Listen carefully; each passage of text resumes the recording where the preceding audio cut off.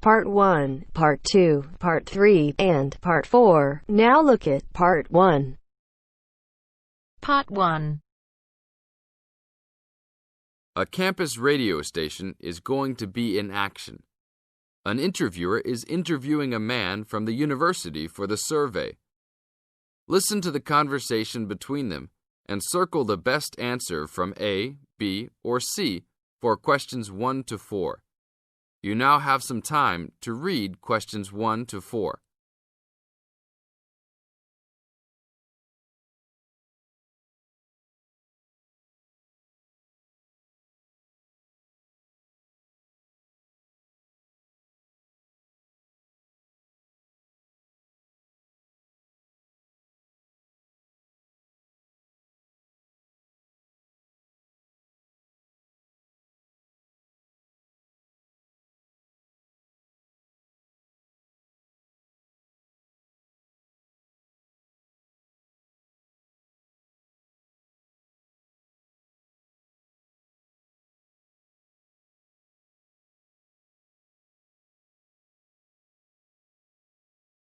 Now, we shall begin.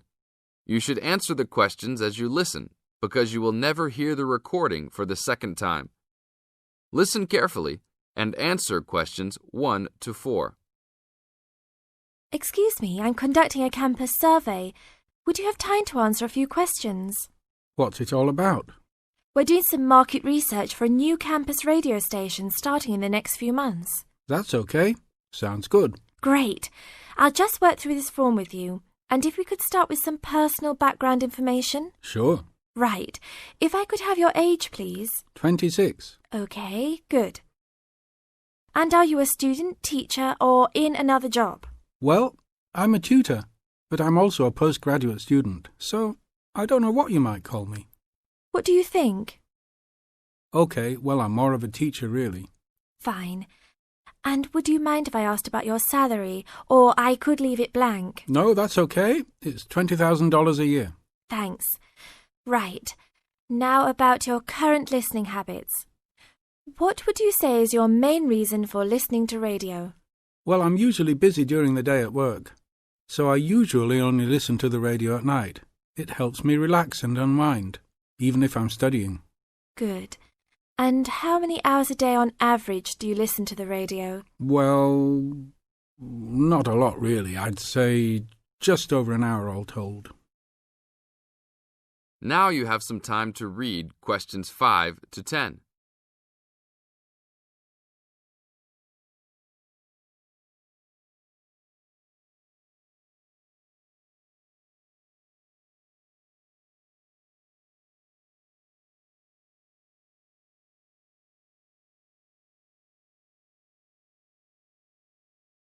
Now listen to the second part of the interview and answer questions 5 to 10. So, what are the two main times of the day that you listen to the radio?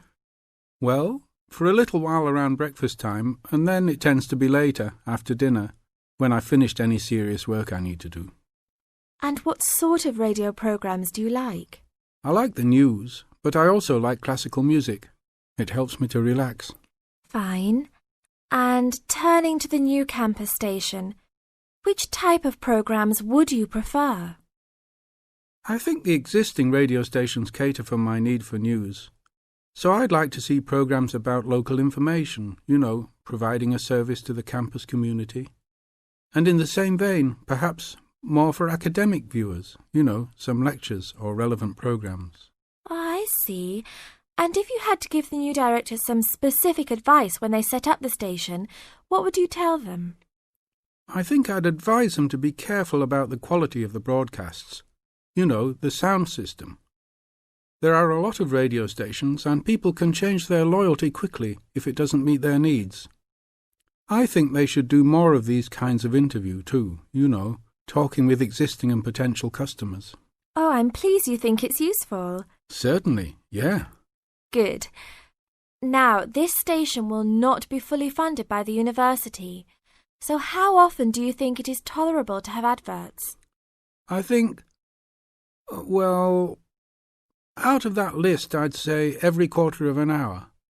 Of course, That's providing they don't last for 10 minutes each time. Oh, quite. And are you interested in attending any of the special promotions for the new station? Yes, I'd be happy to, as long as they're held on the campus or nearby. OK, I'll note that down. And finally, may we put you on our mailing list? Well, I prefer not, except for the information about the promotions you just mentioned. OK. Can I have your name and address? Of course. I have a card I can give you. Oh, great. And thanks a lot for your time, and we look forward to seeing you. Yeah, sure. Thanks.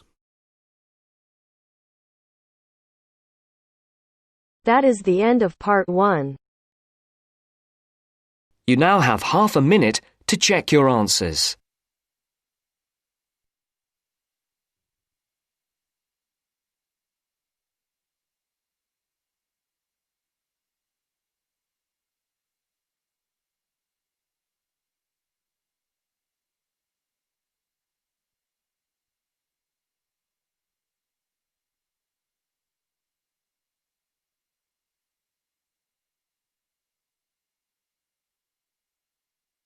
Now turns to part 2. Part 2. You will hear part of a talk about attending a science festival. First, you have some time to look at questions 11 to 16.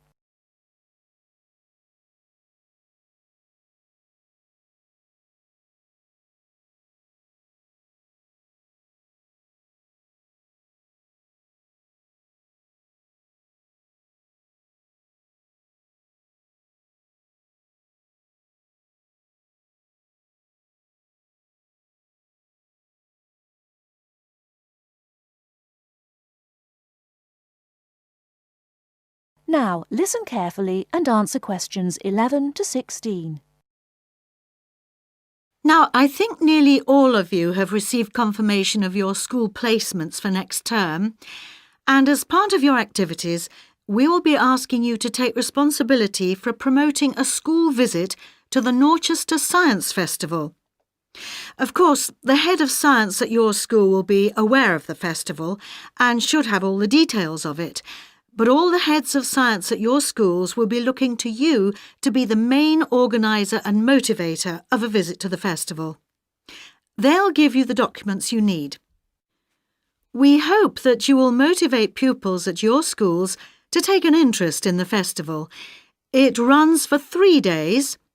There are day tickets and special 3-day tickets, and schools have the extra option of a 2-day ticket. We hope you will encourage your pupils to visit it on 1 or 2 days. But most important of all, we hope you will use the festival to generate a lively interest in science that will last all year round and provide the school with a lasting benefit. This will, with luck, lead to improved examination results in science subjects. And let's not forget, we hope your pupils will have a lot of fun too. Needless to say, your performance in achieving these aims will count towards your final exam grade at the end of the year. Now, let me just say a few words on why a science festival. Science is part of our everyday world in a way that is different now from before. Of course, we're used to having the benefit of scientific inventions. We are used to the aeroplane, the motor car, the space rocket, and so on.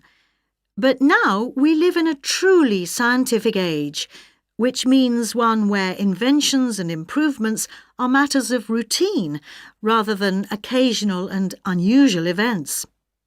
We have become a really scientific society. Yet we find that we are failing to interest and enthuse the young in this. Fewer young people are choosing to study science at school after the age of 16, and even fewer at university. As a result, we have fewer teachers coming into schools to teach science. And many science teachers are not teaching their specialism. For example, I know of several cases where maths is being taught by biologists and chemistry is being taught by physicists. We urgently need another 3,000 science teachers in England at least. That's why we look to you, the science teachers who are starting off your careers, to inject enthusiasm and wonder into the study of science, and we hope the Norchester Festival will help you to do this.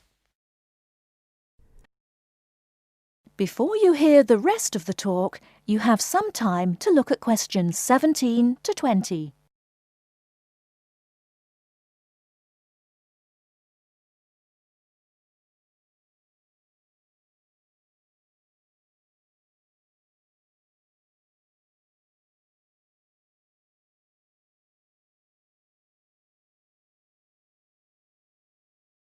Now listen and answer questions 17 to 20.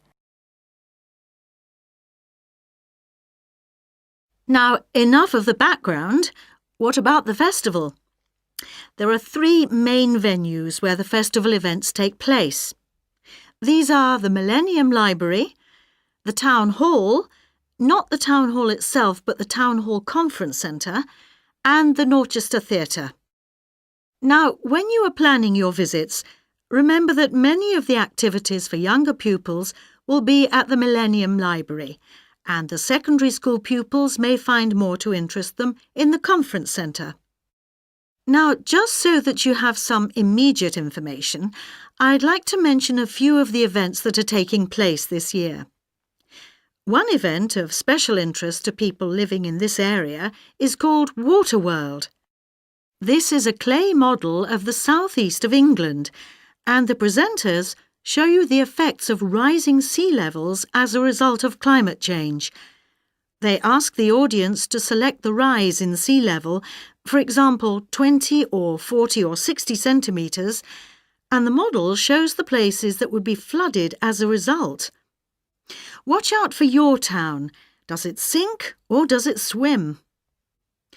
Transport 2050 is about transport options for our towns in the future.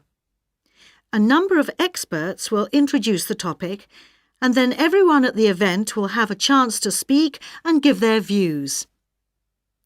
Science in a Suitcase is a comedy act by 2 scientists who do crazy experiments and sing songs and play the clown to large audiences every afternoon. I'm particularly looking forward to that one, which should be entertaining.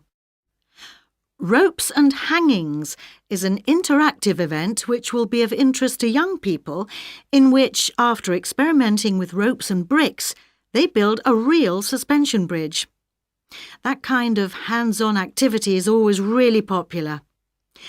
And, appealing to a different audience, there is Paper and Time, in which some experts will be showing us the techniques they use for the conservation of ancient books and manuscripts. This will obviously not be for everybody, but it should be interesting just to see how they do it. Now, let's move on to tickets and transport to the festival. That is the end of part 2. You now have half a minute to check your answers.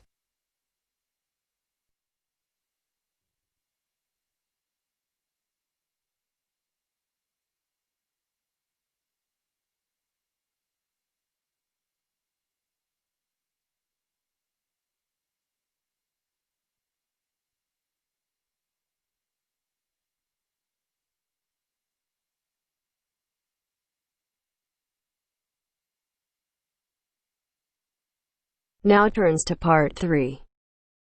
Part 3. Richard Murray, a zoologist and popular TV personality, has been giving a talk on endangered species of wildlife to members of the Young Conservationists Association in a small town in the south of England. Listen to the extract from the discussion he had with 2 of the young people after his talk. First, you have some time to look at questions 21 to 25.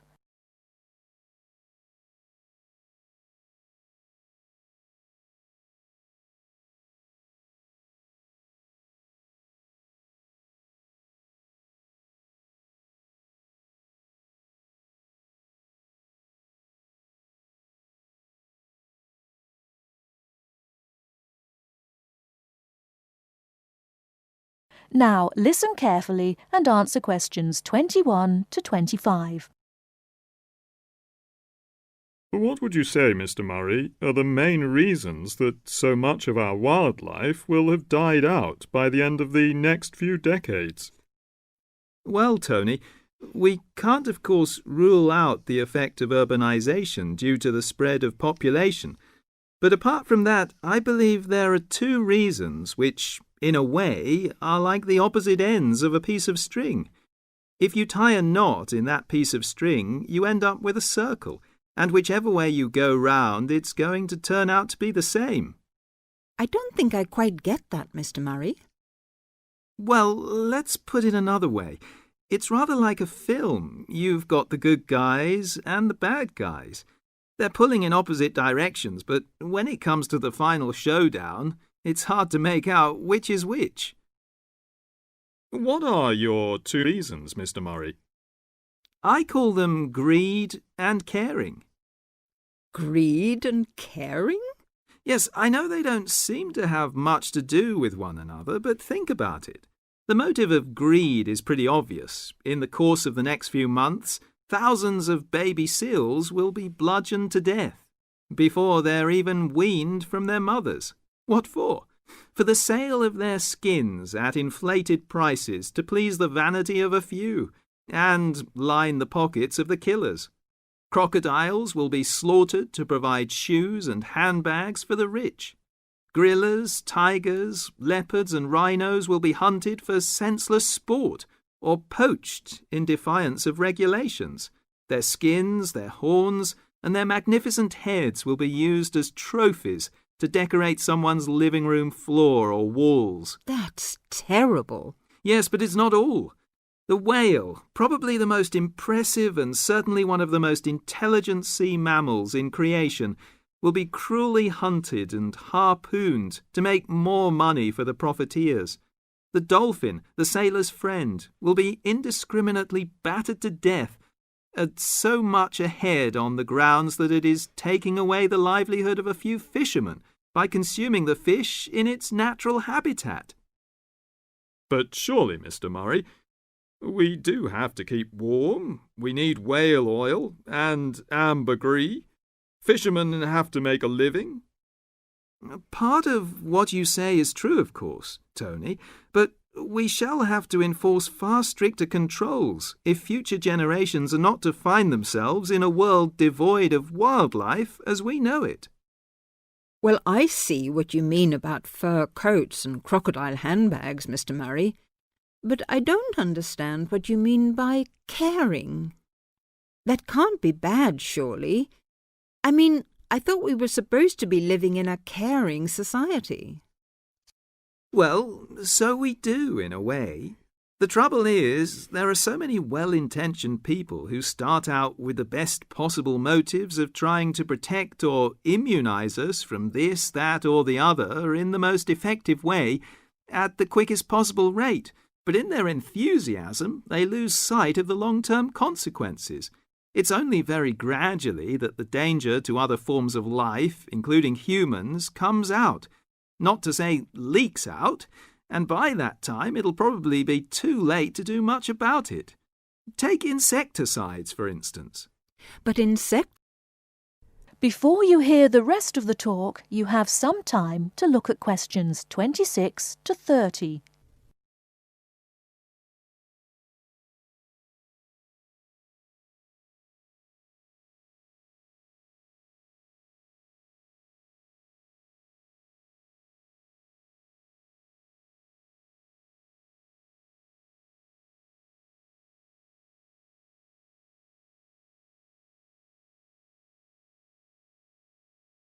Now listen and answer questions 26 to 30. But insecticides protect crops from pests. They destroy disease-carrying mites and creepy crawlies like cockroaches. True, but nature has a way of developing her own immunity against insecticides and other pest controls, with the result that the biologists are driven to inventing stronger and stronger compounds, which, though they may annihilate the pest, nevertheless permeate the environment, are assimilated by plant and animal life, and become absorbed by the soil. Countless innocent creatures, the beaver or the mole, for example, are performing a useful task in the natural control. The alarming prospect is that as these poisons enter the foods we eat, and consequently our own systems, they'll find their way into the body of the pregnant mother and into her milk, offering incalculable risks to the unborn or newly born infant. In spite of all our technological expertise, our time is running out. We're virtually destroying ourselves. That is the end of part 3. You now have half a minute to check your answers.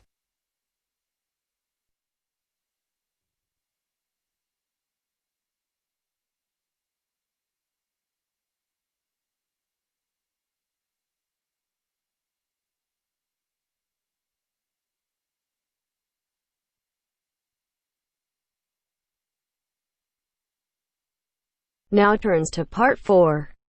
Part 4. You are going to hear a talk given by Jim Allen. He is going to share some of his findings of his research. Now you have some time to look at questions 31 to 40.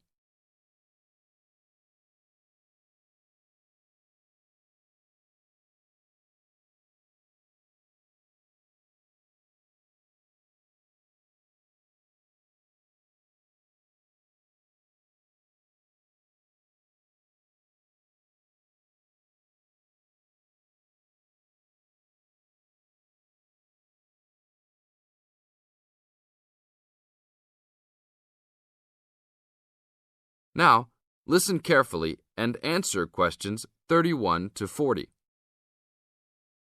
Good morning. Today we'll be hearing from Jim Allen, who will be sharing some of the findings of his research project from last term.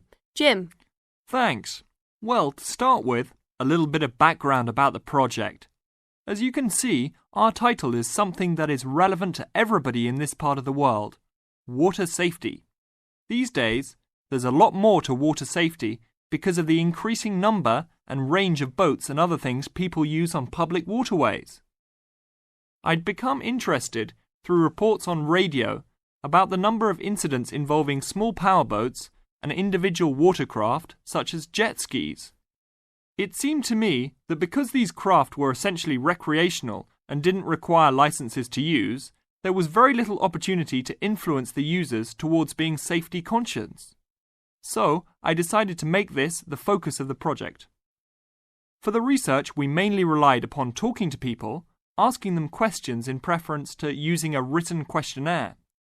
We interviewed a wide range of people at a number of popular swimming locations over 2 consecutive weekends and asked them what they'd observed or experienced themselves. The respondents were both male and female, but the men were just slightly in the majority. We were pleased with their willingness to talk about the subject, and all told, interviewed 145 people over the 2 weekends.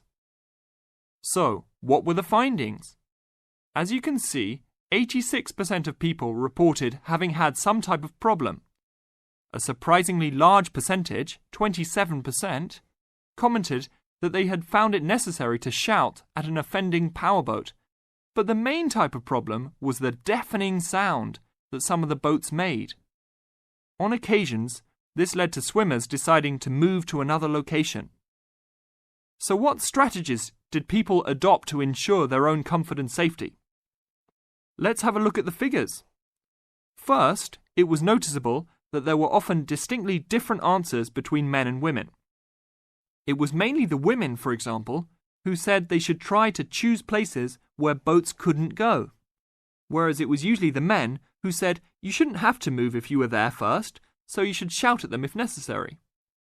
Both men and, it was women who said you should call the authorities if the situation gets too dangerous or the powerboat drivers are acting irresponsibly. Then, I had thought it would be mainly women, but both sexes made the point that above all, it's important to get children away from any possible danger. Men were very aware that jet skis could be unpredictable in inexperienced hands. They also made the point that it's much safer to have your car nearby and clearly visible to any watercraft if you're swimming in a relatively remote spot. Finally, wearing visible clothing, men didn't think it was quite as important as women, but both gave it a high safety rating. When we asked them what they thought the government should do to help solve the problem,